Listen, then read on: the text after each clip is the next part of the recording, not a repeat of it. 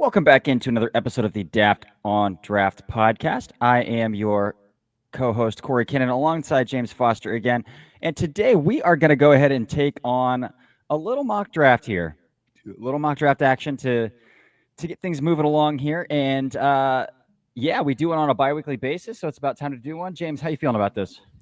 Doing great. Excited to get into it. I think there will probably be some new names, at least towards the second half of this. Yeah, I think so too. So I'm really excited about this to roll in here and get this going. So I'm gonna do odds. James is gonna do evens here. First overall pick, New York Jets. New York Jets need a lot, but I also think they're a franchise you feel kind of good about drafting a quarterback into because they've invested so much in the offensive line. We'll see what happens with their coaching staff. I mean, they're trending towards a one and done. I think they're in New York. That coaching staff.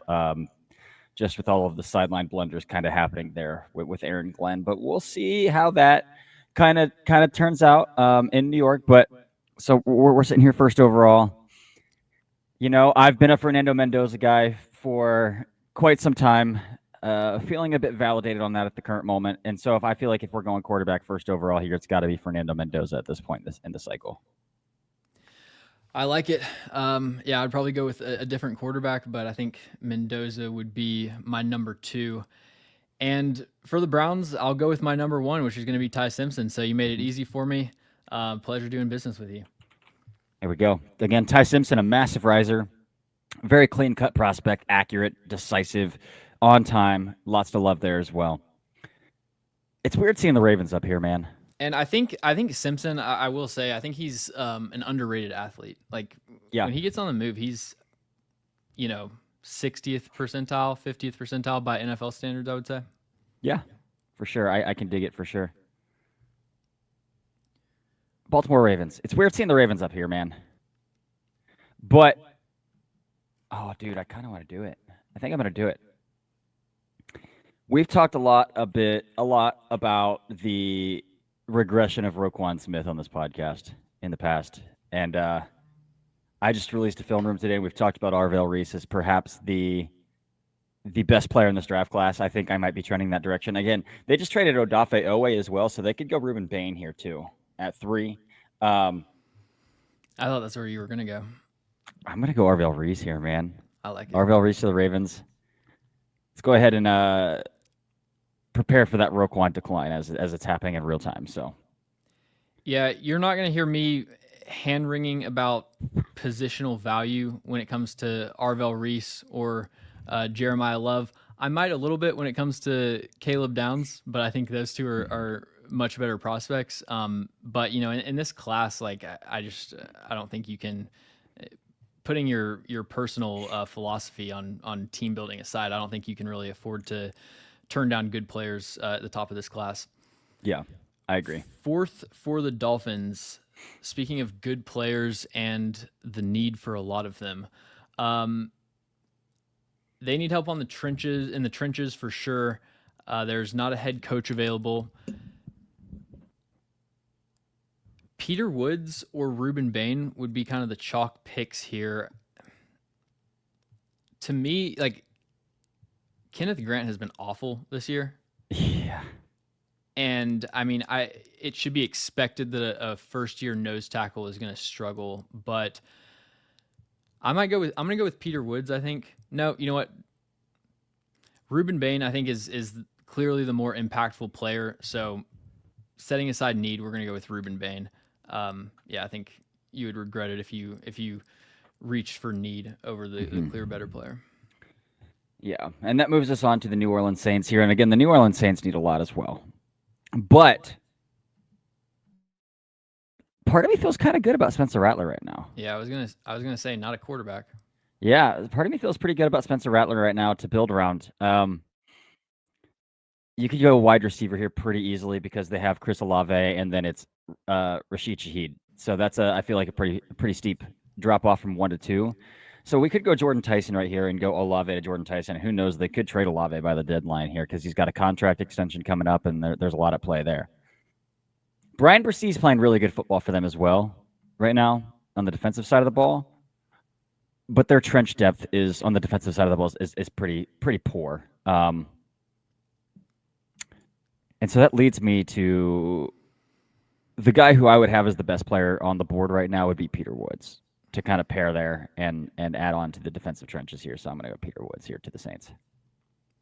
What have you thought about Peter Woods this year? I caught up on his tape yesterday.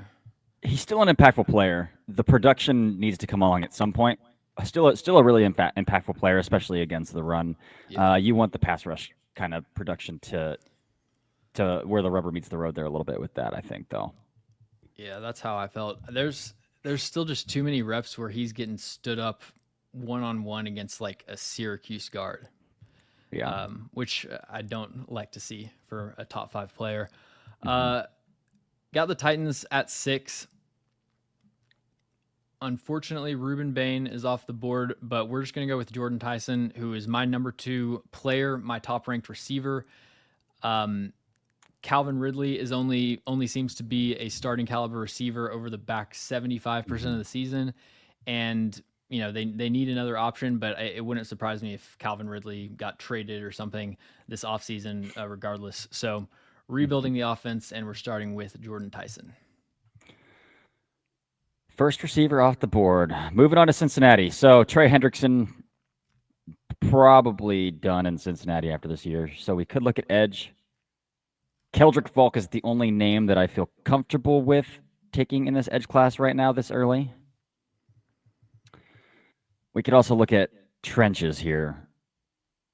And CC Moinoa would probably be my pick if they went trenches.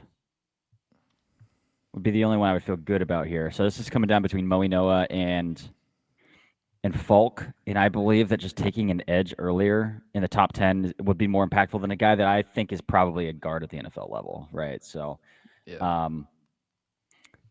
And again, Amarius Mims is kind of playing right tackle. You could flip one of those guys if you wanted to. I don't love the philosophy of flipping tackles on the offensive line either. So Keldrick Falk is going to be the guy I'm going to go with here at Cincinnati. So I was catching up on pretty much all the edge rushers today, including Keldrick Falk, and it's really interesting. I actually think he's taken a step forward as a pass rusher. He's a lot more confident with his hands. Mm-hmm. He is getting pancaked like 5 times as often as he did last year. He looks lighter. I like accidentally flipped back to a 2024 play and noticeably like he was bigger on tape last year. So I'm wondering if he's dropped some weight to try to add more pass rushing juice. It's not like he hasn't been terrible against the run or anything, but I think he was arguably like the best run defender in the SEC last year, and that hasn't really been the case. Yeah, it's interesting for sure. I've kind of wanted the same thing. I haven't caught it back up. Is the alignment versatility still as all over the map as it was, or is he playing more exclusively wide this year? I haven't looked at the numbers, but yeah, it's all over the place. Okay. Well, yeah, that's rough if you're dropping weight and still playing a lot of 3-and-1. So, all right. Now this is where it gets tough because with Mendoza and Simpson are in the tier where if you need a quarterback, you take them wherever I feel comfortable about that. Sellers and Dante Moore, I think you need a little bit more, not imagination, but it's just a little bit riskier. But I will go with Sellers here. The upside is tremendous. We've talked extensively about Sellers, and I think honestly the best course of action for his long-term development would be to go back to school, collect that NIL check. But assuming he enters the draft, the Raiders are going to take him here at 8. I love it. All right, New York Giants. So the Giants just signed Javon Holland to a big contract last offseason. So I don't think they'd draft another split safety here in downs this early.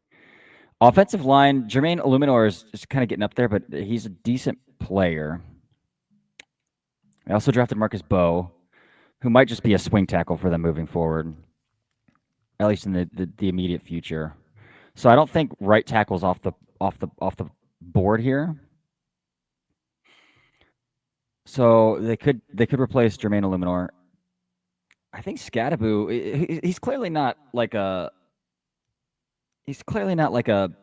bell cow, But I think he's playing well enough that you don't like have to feel like you need to go get a guy like Jeremiah Lovett, ninth overall here as well.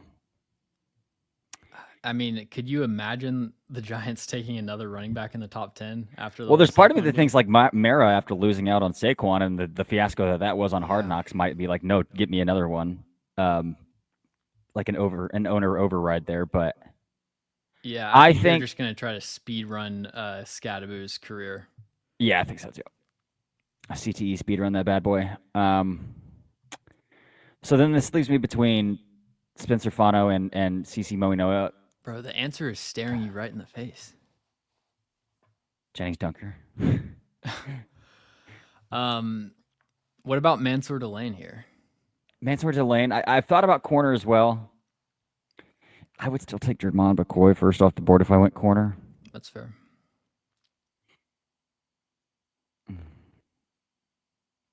Yeah, I have Delane and McCoy just right next to each other on my board, so I'm full on fence sitting with that one until McCoy comes back. I could do McCoy.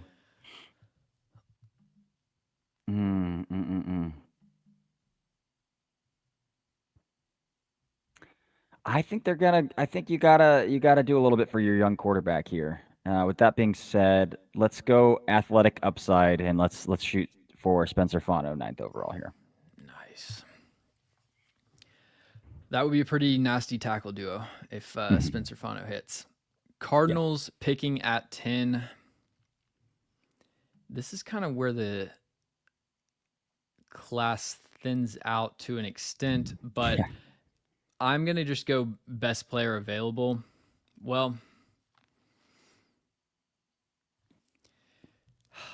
so I'm wanting to take Mekhi Lemon here because he's clearly the best player on my board. Next option would be Delane, but they don't really need a corner. Yeah, I'm gonna go Love. Just difference in grade between him and the rest of the class is extreme enough. Love or Lemon? You said Lemon. Sorry, Lemon. Mekhi Lemon. Oh, okay. Okay. Well, when we take Jeremiah Love, yeah, we'll just flip him out there. Yeah, sounds good to me. Mekhi Lemon, 10th overall to the Texans, and I'm just going to take to the Cardinals, and I'm just going to take Jeremiah Love to the Texans here. Right now, they're rolling with Nick Chubb, whatever life is left in Nick Chubb.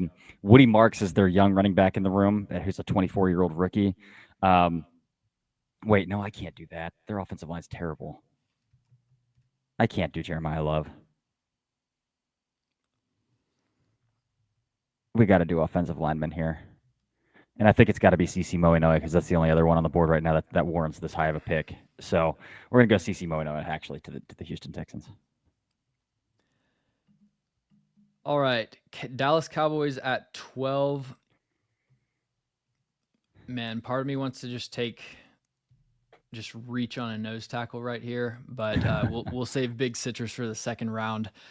I'm going to go with Sonny Styles. They've kind of had this mold of like hybrid linebacker safety, and he's a converted safety, not really a hybrid, but that physical profile of just somebody with long arms patrolling the middle of the field, that feels like the Cowboys have always had one of those for the past decade. So Sonny Styles, I mean, if it wasn't for Arvell Reese, we'd be talking about him as linebacker one, I think.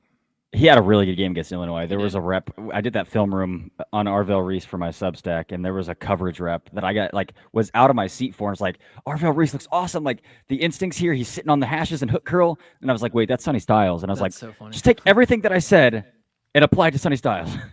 So, Sonny Styles played extremely well at a legitimate 6'4", 230, and the athlete that he is as well is awesome. I think he's. He's 6'0", 4'3", 237. Yeah, he's a big boy. Over 33-inch arms. Yeah. Converted safety, athletic as hell. Yeah, you can't go really wrong there. Carolina Panthers. They drafted Ted McMillan in the first round last year. I don't think that would elude them from taking another one this year. Rico Dowdle is their leading rusher right now, with Chuba Hubbard kind of sidelined. They drafted 2 young edge rushers last year. You feel good about that. I don't feel good about any offensive lineman right here, with guard being a need. This is probably a BPA team right now. They're starting Mike Jackson opposite of J.C. Horn, so that's pretty alarming to me. Like the alarm bells are going off there. And at safety, they are starting Nick Scott and Trayvon Moehrig. I like Moehrig. I don't like Scott. But I don't think you're drafting a split safety to replace Nick Scott either. So I think corner's the move here. And if I'm going best player on my board here, we're going Jermon McCoy to the Panthers. And we're gonna lock up J.C. Horn and Jermon McCoy there as that cornerback duo in Carolina. I like it. All right. Kansas City Chiefs at 14. How the mighty have fallen. Oh, man. Part of me wants a lockdown corner here, but they need some pass rushing juice. This is going to be the first quote unquote crazy pick, but I'm going David Bailey at 14. He's got the juice, that's for sure. If you just if you just accept that he is only a pass rusher, and you just you get the okay from your owner, I still think it can be worth it. Because he doesn't lose reps ever. The burst, the lateral quickness, which actually surprised me this year, and then he's got a pass rushing plan that is tied together perfectly. I'm a huge fan of David Bailey, and whereas we talked about how Peter Woods has, he hasn't fallen to the same extent that Clemson has, TJ Parker has for me. He is out of my top 32, late second round grade. And continuing to decline as well. Yeah, I completely agree with that. When he isn't going up against Pittsburgh's tackles from last year, it's a much greater challenge for him to try to win the corner. All right, Washington Commanders. This is where it gets interesting, and I think I have a name in mind that I want to draft here, and I'm just gonna check their depth chart, make sure I'm not overlooking something, because there's part of me that says that Caleb Downs would fit really well with Dan Quinn. But I don't even know who they have starting at safety right now. So that's what I want to check real fast, and I don't want to double book if they got Quan Martin and Jeremy Reeves. And Jeremy Reeves is a lifelong special teamer, and Quan Martin is more of a hybrid nickel apex kind of guy. So I could easily go Caleb Downs here because, again, I think that fits the type of rotational player that Dan Quinn would love or does love and gets the most out of. But also Terry McLaurin, his contract is they re-upped it, but how long-term are we still talking about Terry McLaurin there? And outside of Terry McLaurin, there's Deebo Samuel, same contract situation, and in my opinion, a declining player. So there's a part of me that might. So I'm torn between two Buckeyes here. Do I go Carnell Tate or do I go Caleb Downs here to the Commanders? What would you do in this situation? I'll lean on your advice here. So I would go Carnell Tate, and it's a pretty simple. It's just really the positional value. I think in a tiebreaker, that's where I would go there. Let's see, Carnell Tate is 12th on my board, and then I've got Caleb Downs 17th. So not a huge difference in their overall grades. Chris Bell would be a great Deebo, or a great Deebo swap out too. I've got Chris Bell 15th. So yeah. We'll go Carnell Tate there. Then that brings the Chicago Bears up on the board here. All right, Kenyon Sadiq. No. Okay. I thought you were being serious. I was like, all right, let's roll with it. Okay, so this has to be the Jeremiah Love spot, right? I feel like, I'm going Jeremiah Love here. Okay. Yeah, I think Makai Lemon mock draft, it's either going to be Houston or Chicago is the Jeremiah Love landing spot. I think so too.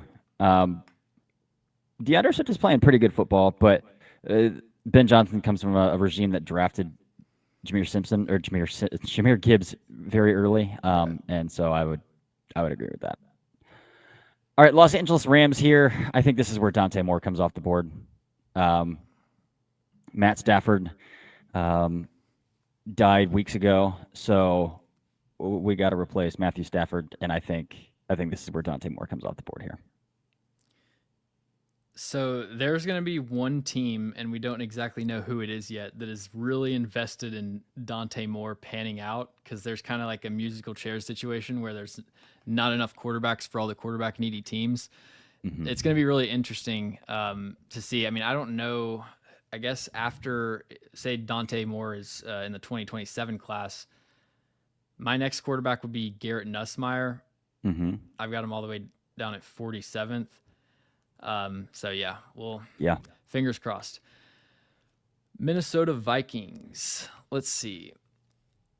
This could be a Caleb Downs spot. I feel like I don't need to overthink this one. I mean, a weapon that, has it's interesting because he's not, in some ways he is versatile, in some ways he's very not versatile, Mm-hmm. Like, I agree. They play him, they use him kind of all over the field, but he's sort of doing the same thing. I don't know. He's probably the most dependable player in this class. I think I saw him bust his first coverage the other week.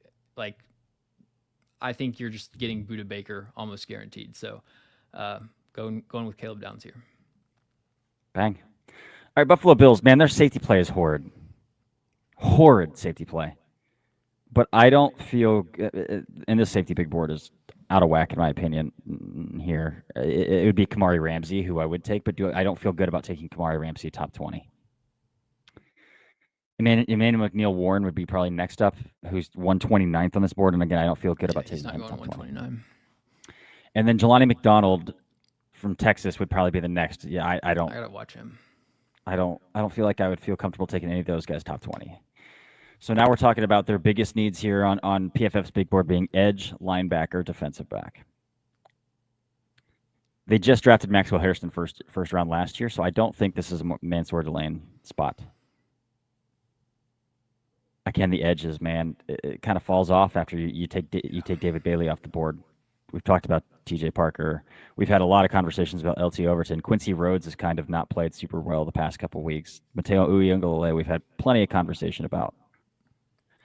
I think that leads me to linebacker and C.J. Allen here to the Buffalo Bills, 19th overall. Yep, coming off his best game of the season. Yep.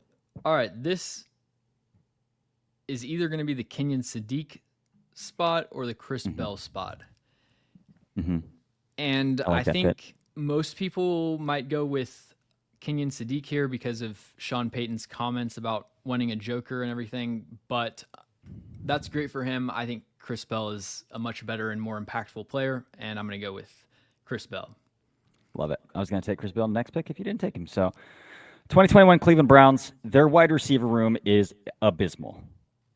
Absolutely abysmal. Jerry Jeudy, Cedric Tillman, who's hurt and on IR, Jamari Thrash, Isaiah Bond, that's it. Like that's their wide receiver room. I don't love that 3 wide receivers just came off the board already here. It'd be a lot easier to take Chris Brazel if he was coming off a good game. Right, I know. That's the thing, too. So I don't feel good about that. Oh, boy. Caden Proctor has stabilized a little bit. I still would feel really bad about taking him at 21 overall. I thought this past game was kind of, I think, probably his worst game from this good stretch, Yeah, that's not great because I didn't really love the Vanderbilt tape either. Oh, boy. Kind of hamstrung here.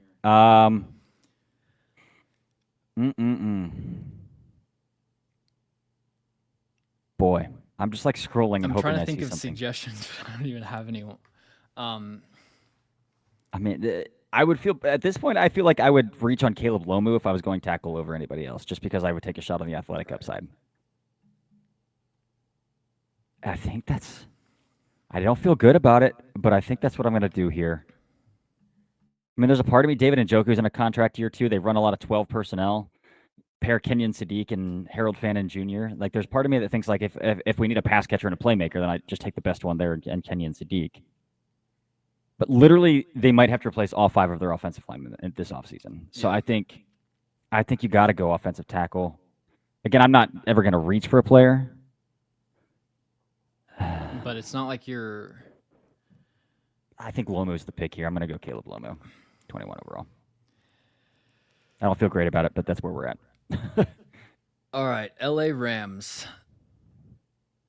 This would have been a great Dante Moore spot. They already took Dante Moore. Oh, you took him with the Rams, right? Yeah, they've got 2 okay, picks. They got the Falcons pick too. There we go. Yeah. So now we can focus on the rest of the roster. I've got Mansour Delane, my 7th ranked player, has been sitting here this whole time. Yeah. And I know the Rams are allergic to investing in their defensive backfield, but we're taking Mansour Delane at 22, and they're going to have to suck it up. I mean, they desperately need to invest in their secondary because it's awful right now. So, all right, Lions here. They hit on some young interior offensive linemen in a big way, man. With Christian Mahogany and Tate Ratledge playing pretty well. Taylor Decker still is at the end of the line here. They did draft the International Pathway Players guy, Giovanni Manu, in the 3rd round a couple years ago. Do you feel good about that? They drafted Tyleik Williams last year. Terrion Arnold is a pretty big health issue on and off. So I think they could go corner.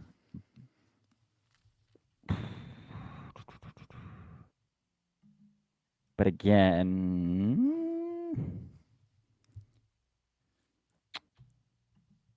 I think we will draft Keith Abney here to the Detroit Lions. Ooh, I like it. Yeah. So he would be your cornerback 3 then? At this point, yeah, probably. Avion Terrell too, but Terrell or Abney are pretty tight right there, I think. Yeah, I still have Xavier Scott, but I haven't adjusted for injury. Yeah. So, yeah, that's probably where I would go. All right, Seattle Seahawks. We just need somebody who is not going to get in the way of the best quarterback in the NFL. And I think we need someone who is going to get in the way of the best quarterback in the NFL in the form of blocking for him. So we're going to prioritize the offensive line. Unfortunately, most of the good ones are taken, as we have established. Let's see.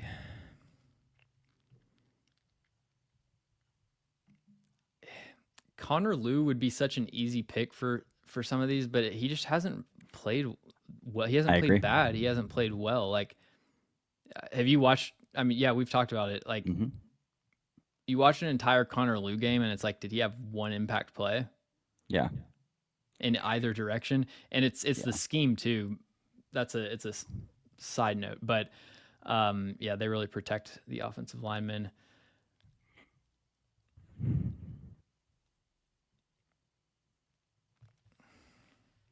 What about Caden Proctor and moving him to guard? I've had that thought for quite a while. Yeah, we're taking Caden Proctor, teaching him guard. Back-to-back first-round guards for the Seahawks here.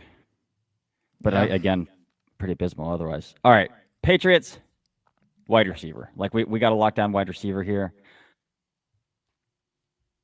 We're going to take a shot here.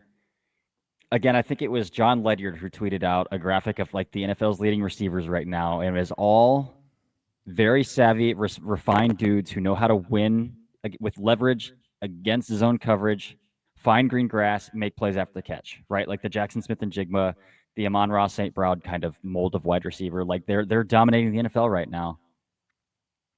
And that is going to lead me to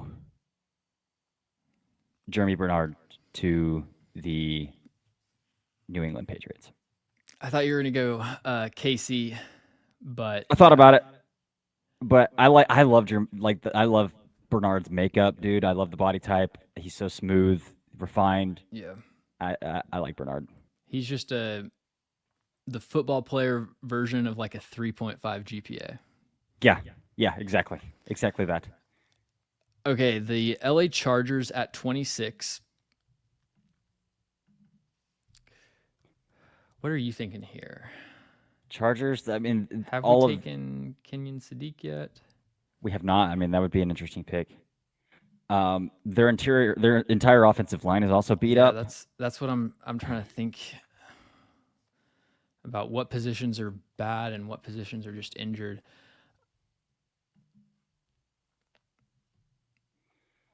Again, Connor Lew would be nice here.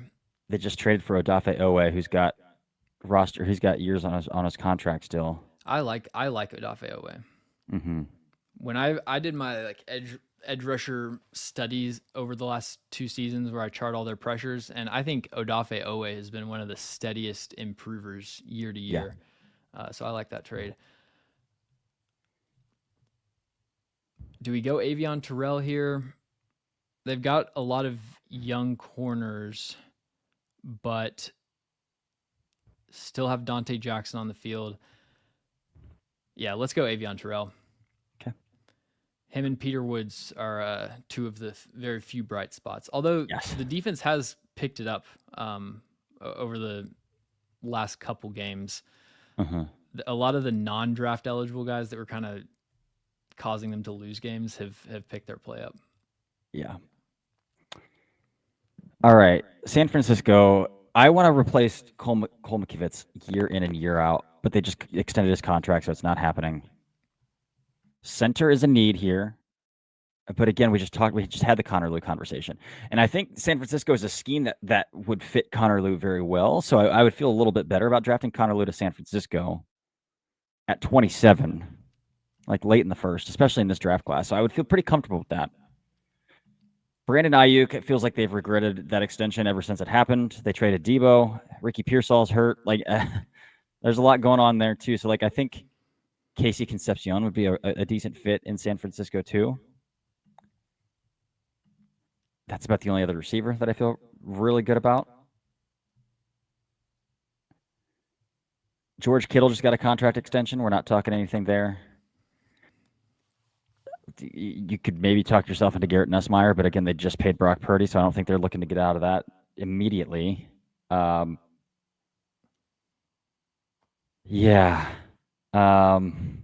Boy, they just invested a ton of assets in their defensive line last year too, so I don't think defensive line is the. I feel like receivers the clear place. You think so? Yeah. Yeah, but do you feel good about thinking of? I mean, Concepcion, I think, would be the San Francisco receiver, like. All of the crossers, all of the green grass they try to get their guys into, they clearly prioritize getting guys into space, right? Honestly, Casey Concepcion's been burning a hole in my pocket for the last few picks. So yes, I think that's the move. I think that's the receiver we take here for that specific scheme. Yep, we'll do it. San Francisco, Casey Concepcion. Eagles at 28. I kind of want to replace Andrew Makuba.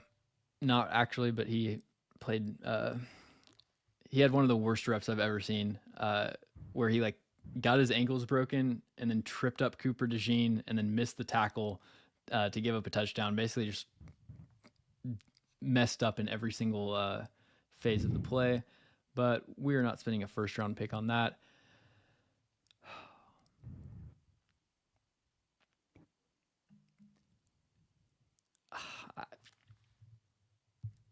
It would never happen, but I would consider a quarterback maybe. But jeez, I'll spare you the discourse.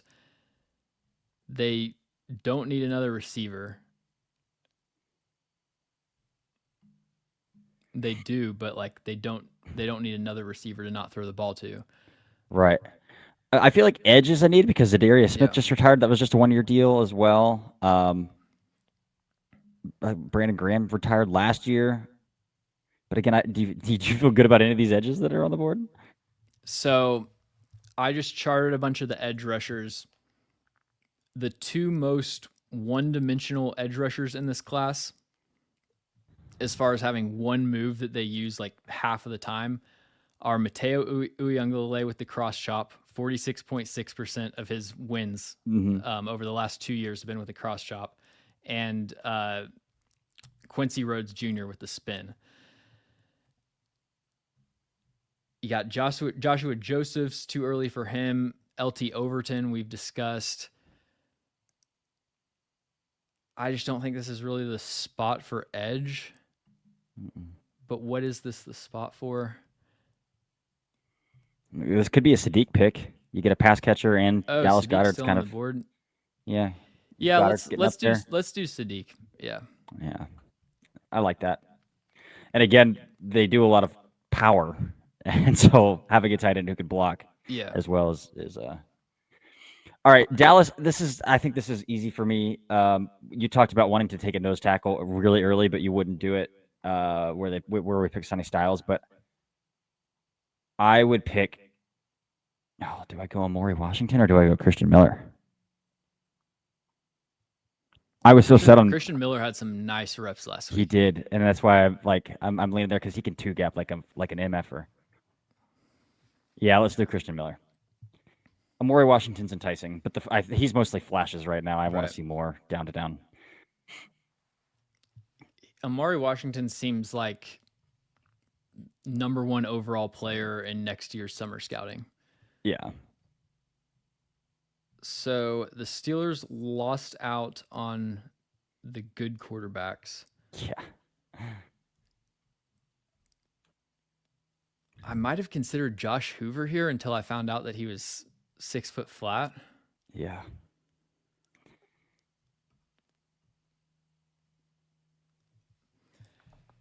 The quote I got from scouts about that situation is really funny. The scout told me, scouts go in there and they think he's the kicker.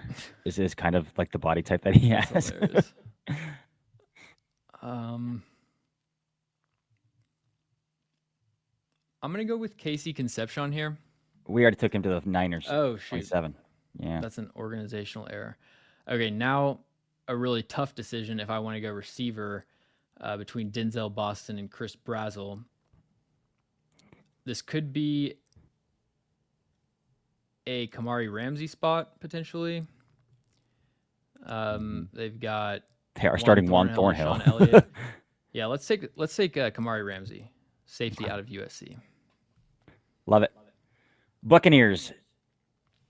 So Jamel Dean's off the team after this year, so corner's a pretty obvious need. Benjamin Morrison can't stay healthy going back to his final season at Notre Dame, and it's carried over to the NFL. So I think corner could be a real nice pick here. But, again, we're sitting at corner. Is Colton Hood worthy of a first-round pick? Is he going to declare as well? Will Lee. I could go Will Lee here. Whoa, is that Chris Johnson up there? I didn't even realize that. Yeah, they've got Chris Johnson in the top 60 Let's go. on their board. Will Lee would be a decent pick here. Xavier Scott would also be a decent pick here. Although they've got Jacob Parrish balling out as that nickel. Do you like AJ Harris? I do not get it at all. I like AJ Harris when his eyes are in buzz, like when he's buzzing or in press man. He can't turn and run though at all. Yeah, he can't turn and run. He's not fast. No. So I think corners or linebacker. They're pretty shallow at linebacker too. But again, I don't feel good about any of these linebackers in the first round. So I'd punt there. I think I got to go corner because there's no tight end that I would take this early with Sadiq. I'd probably take Sadiq if he would have been on the board here. Yeah, let's go corner here, and let's go with Willie the third to the Buccaneers. Interesting. Jacob Parrish is playing great for them in the nickel. He is indeed. Indianapolis Colts. And that brings us to the Super Bowl champion Indianapolis Colts here in this exercise. So they win the Super Bowl, so I guess we're not replacing Daniel Jones. Oh, dude, he's going to get paid a lot of money this offseason at this pace. Yeah.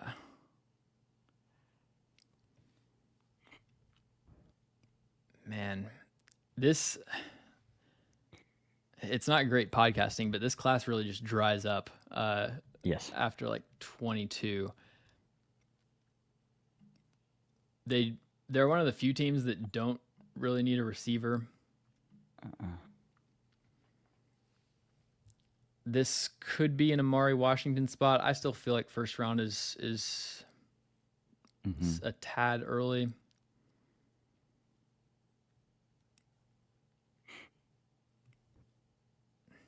What are you thinking?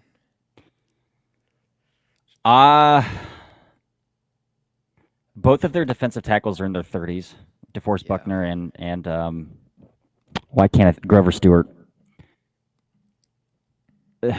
This feels like a team that could redshirt Caleb Banks if he needs to redshirt that foot a little bit longer as well. But the explosive flashes, like the explosive dominance of Caleb Banks, is like, oh man, especially at 32. Like that's where I would say, like, even if you got to put him on ice for a little bit as a rookie, I would feel really comfortable taking Caleb Banks at 32. I'm gonna go with Amari Washington. I think he's a better player. Banks is really interesting. I mean, I've got him with an early 4th round grade right now, so he's gonna fall into that category of players that I would just let somebody else take. And it's unfortunate because I really like his upside. I just didn't think he proved enough on tape last year outside of a couple games.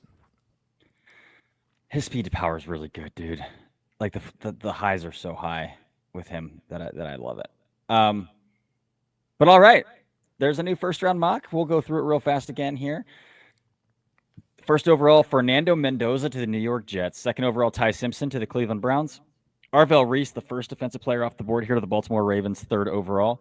Again, it's so weird seeing the Ravens up there right now, but Dolphins take Reuben Bain Jr., fourth overall. Peter Woods to the Saints, fifth overall. Jordan Tyson, wide receiver out of Arizona State, to the Titans, sixth overall. Keldrick Falk to the Bengals, seventh. Lenore Sellers to the Raiders. Spencer Fano to the Giants. Jeremiah Love to the Cardinals. CeCe Moinoa to the Texans. Sonny Styles to the Cowboys. Jermon McCoy to the Panthers. David Bailey to the Chiefs. Carnell Tate to the Commanders. That's Jeremiah Love. We forgot we messed up there. 10 is Mekhi Lemon to the Cardinals. 16 is Jeremiah Love to the Bears. 17 is Dante Moore to the Rams. 18, Caleb Downs to the Vikings. 19, CJ Allen to the Bills. Chris Bell to the Broncos at 20. Caleb Lomu to the Browns at 21. I said Browns twice. Chris Bell to the Broncos at 20. Mansour Delane to the Rams at 22. Keith Abney to the Lions at 23. Caden Proctor to the Seahawks at 24 as a guard. Jeremy Bernard to the New England Patriots at 25. Avion Terrell to the Chargers at 26. Casey Concepcion to the Niners at 27. Kenyon Sadiq to the Eagles at 28. Christian Miller to the Cowboys at 29 with the Green Bay pick there. Kamari Ramsey to the Steelers at 30. Will Lee III to the Buccaneers at 31. And Amari Washington to the Colts at 32. All right, James, we got to talk, though. Which one's where's your favorite pick out of all of these? Favorite pick, honestly, I think Caleb Downs to the Vikings. I mean, that's an easy favorite. Yeah. But keep scrolling. Ooh, my favorite pick is going to be Jermon McCoy to the Panthers because you get that duo with J.C. Horn. That's elite. Yeah, I do love that, man. I love that as well. For me, I think it's Chris Bell to the Broncos, man. Like that's a really fun fit. You can get really creative with how you get him the football. CJ Allen to the Bills is another fun one too. 1920 right there is a really fun back-to-back selection right there. What's your least favorite pick? Where like if you were a fan of that team and they did that on the first night of the draft, you would be the most pissed. Caleb Lomu to the Browns, probably. I said it when I picked it. I was like, I don't feel great about that at all. So Caleb Lomu to the Browns at 21 is definitely up there.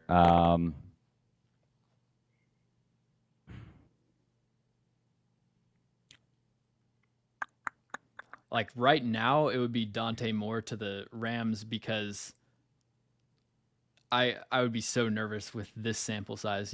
Like if we didn't get any more games after this. Yeah, and that makes total sense to me as well. honestly, I think we did a pretty bang up job on this. I think once you get down to like 30 and 32, you could 30 through 32, you could find some room to complain too. Again, like I didn't love picking Willie to the Buccaneers at 31, but yeah, there's not too much I would complain with here. I could honestly, I wonder if there's another corner. I wonder if like Colton Hood, um, potentially Chris Johnson or like Jermaine Matthews overtakes Will Lee. Well, And Jermaine Baker's Matthews got is that. playing really good football. That was good. Yeah. That's a good shout. Yeah. All right, man. Well, that's another mock draft in the books for us.